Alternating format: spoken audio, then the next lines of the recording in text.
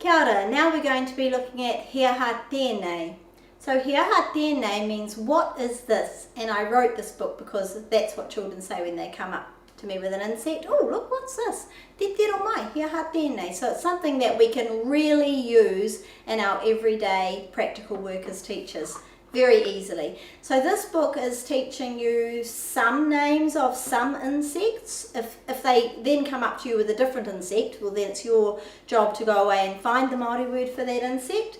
And some of the words that are in here, the insect names, are different to perhaps what you might already be using, or it might say on a poster you've got or a puzzle. So it's up to you whether you use these ones. I just had to choose one.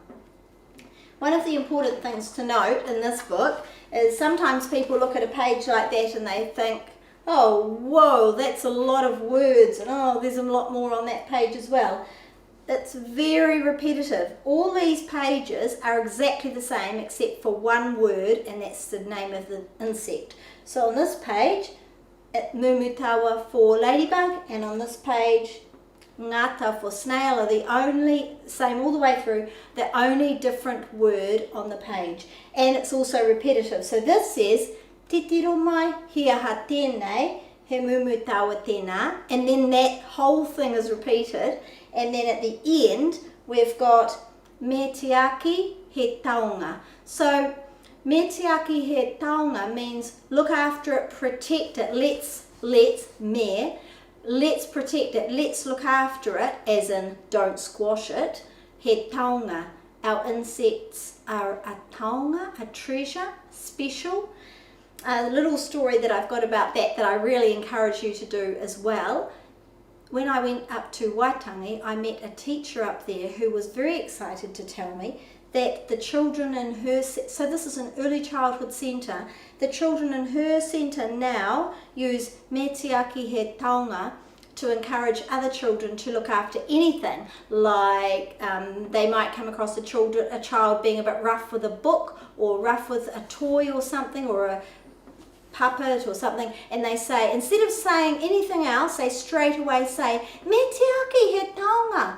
And so I was so excited to hear that, and that's a prime example of exactly why I do these books. So you can be a teacher like that as well. You can take the phrases from these books. Each book has even little phrases, quite apart from the sentences, such as these ones here, that you can take out there, take them out of the book, get them out into usage, because those are the sorts of things that will really make a difference for you and your centre. The other thing about this book, sometimes I'm a little bit too clever for my own good, and what I wanted to do was have a trick ending. So all the way through we've got, look what's this, it's a, to each insect. The writing's down there, and this one obviously is the weta. And then at the back I wanted it to be, the tables to be turned. So I'm hoping that people can see, here I am telling you now in case you didn't already know, that this is actually the bees. I know bees can't talk.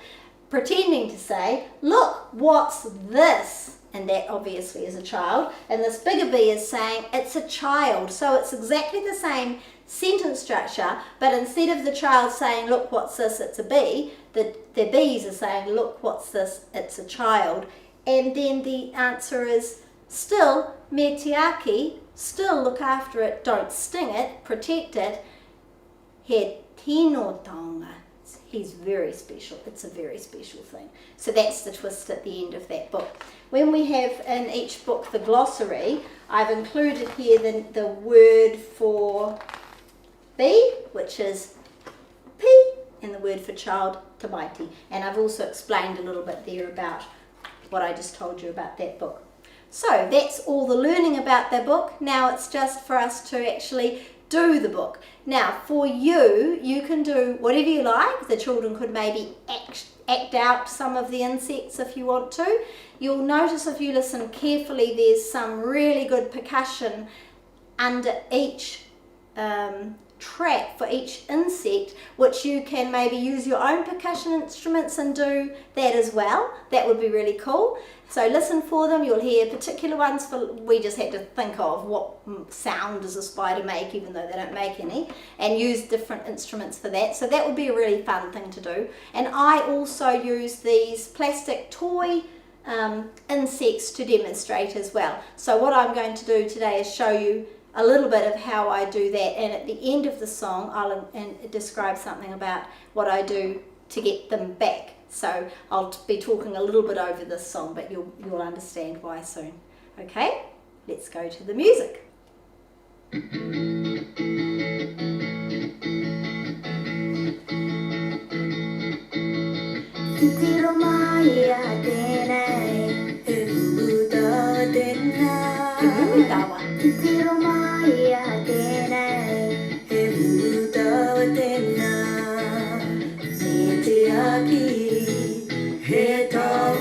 And I would give it to a child to look after. Metiaki.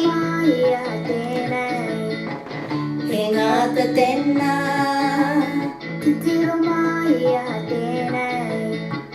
Hengata tēnā. Metiaki. Again, I'd give it to a child. Metiaki.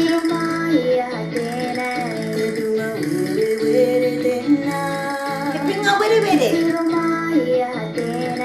Hebunga were were tēnā.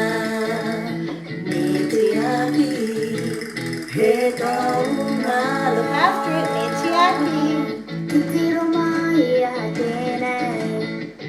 Hero tēnā. That is a praying mantis. Hero. Hero tēnā. Metiaki. Give it to one of the children and say Metiaki, he taonga.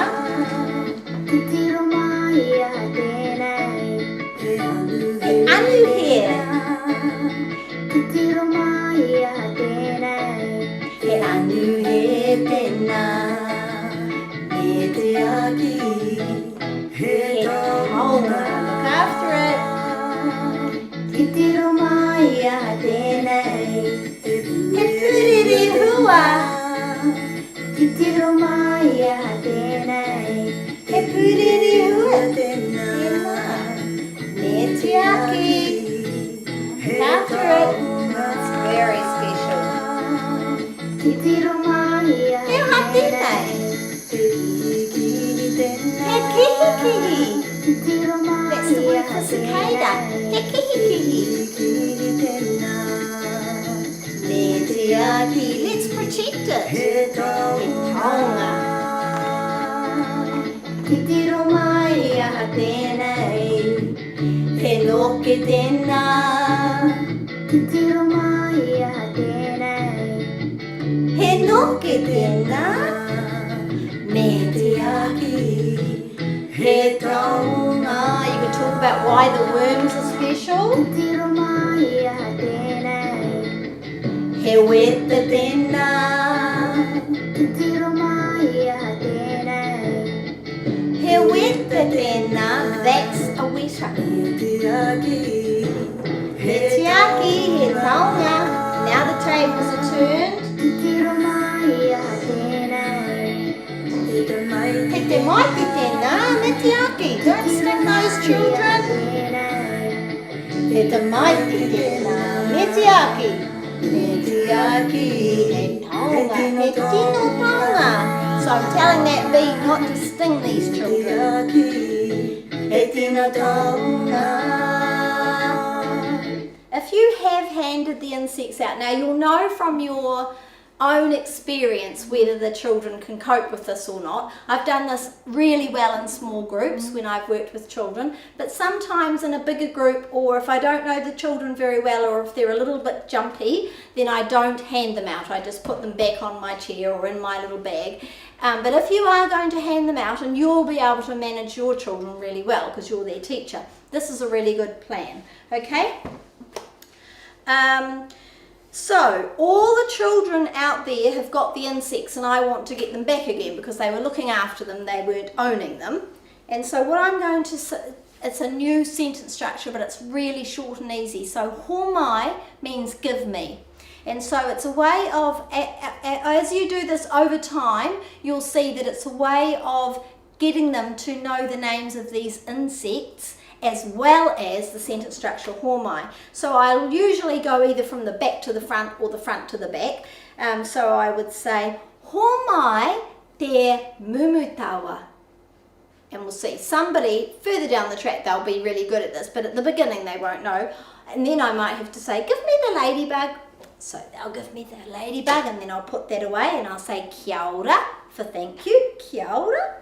And then ho mai te ngata, give me the snail, and they'll give the snail back to me. So you could say ho mai, and they'll give you back all the insects all the way back to, if you happen to have given out the bee, all the way to the end. So ho mai te pūrerehua. So it means you need to have practiced to do that. You need to know what the names of these are, or you could use the book and just have the book open, and then you've got the word right in front of you like that. I don't need that, but you can have that if you like. Ho mai te ro. And as it gets down to only 2 or 3 things left, then obviously it's much easier for them to figure out. But over time, that's a really good way of getting them to learn the names of those insects.